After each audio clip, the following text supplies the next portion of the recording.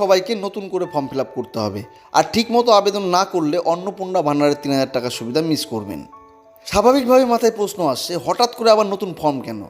বন্ধুরা, বুধবার নবান্ন থেকে মুখ্যমন্ত্রী শুভেন্দু অধিকারী অন্নপূর্ণা যোজনার ফর্ম প্রকাশ করেছেন, আর সেখানে পরিষ্কার জানিয়েছেন এবার নতুন করে ঝাড়াই বাছাই হবে। কারণ সরকারের দাবি, এতদিনে প্রায় 30 লক্ষ ভুয়ো অ্যাকাউন্টে লক্ষ্মীর ভান্ডারের টাকা ঢুকছিল।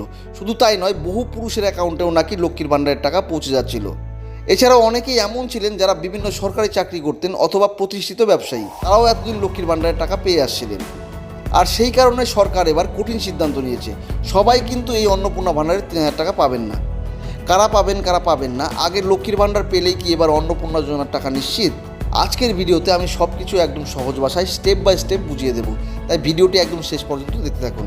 মুখ্যমন্ত্রী শুভেন্দু অধিকারী স্পষ্টভাবে জানিয়েছেন, অন্নপূর্ণা যোজনার উদ্দেশ্য হলো প্রকৃত উপভোক্তাদের হাতে সরাসরি সুবিধা পৌঁছে দেওয়া। আর সেই কারণেই এবার নতুন করে 12 পাতার ফর্ম আনা হয়েছে। এখন অনেকে প্রশ্ন করছেন, আগে তো লক্ষ্মীর ভান্ডার পেতাম, তাহলে আবার আবেদন কেন? আমি আগেই বলেছি, সরকার বলছে আগে বহু ভুল নাম, ভুয়ো অ্যাকাউন্ট, এমনকি পুরুষদের অ্যাকাউন্টেও সুবিধা চলে যাচ্ছিল। তাই এবার পুরো তালিকা নতুন করে যাচাই করা হবে।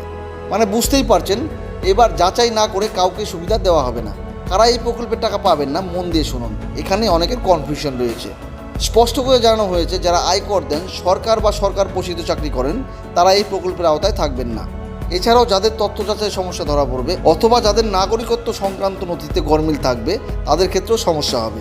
মানে বুঝতেই পারছেন, এবার শুধু নাম থাকলেই হবে না, তথ্য ঠিক থাকতে হবে। এখন আসি সবচেয়ে গুরুত্বপূর্ণ বিষয়ে, ফর্ম কবে থেকে মিলবে। আশা করি আপনারা সবাই জানেন, আর যারা জানেন না তাদের জানিয়ে রাখি, 27 তারিখ অর্থাৎ গত বুধবার থেকেই অন্নপূর্ণা যোজনার ফর্ম প্রকাশ করেছে রাজ্য সরকার। আর একটা বড় আপডেট হলো, যারা আগামী 2রা জুনের মধ্যে ফর্ম ফিল আপ সম্পূর্ণ করবেন, তাদের খুব তাড়াতাড়ি এই সুবিধা পাওয়ার সম্ভাবনা রয়েছে। এখন অনেকেই ভাববেন, তাহলে আজই কি দৌড়াতে হবে? না বন্ধুরা, এখানে একটা স্বস্তির খবর আছে।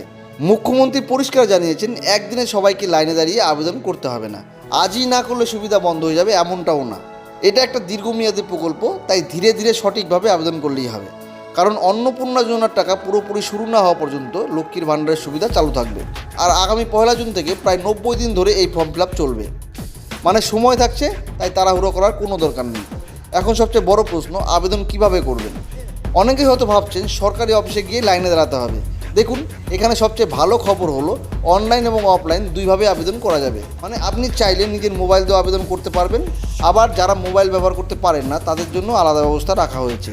তো বন্ধুরা, আপনাদের কি মনে হয়, নতুন করে ফর্ম ফিল আপের সিদ্ধান্তটা ঠিক হয়েছে, নাকি লক্ষ্মীর ভান্ডারের নামগুলো সরাসরি অন্নপূর্ণাতে নিয়ে আসলেই ভালো হতো? কমেন্টে জানাবেন। আর ভিডিওটা ইউজফুল মনে হলে একটা লাইক করবেন আর শেয়ার করবেন, যাতে অন্যরাও এই গুরুত্বপূর্ণ তথ্য জানতে পারে। আর প্রতিদিন সরকারি প্রকল্প, চাকরি ও গুরুত্বপূর্ণ আপডেট পেতে জব অ্যান্ড টেক চ্যানেলটি সাবস্ক্রাইব করে বেল আইকন অন করে রাখুন। ধন্যবাদ, সবাই ভালো থাকবেন।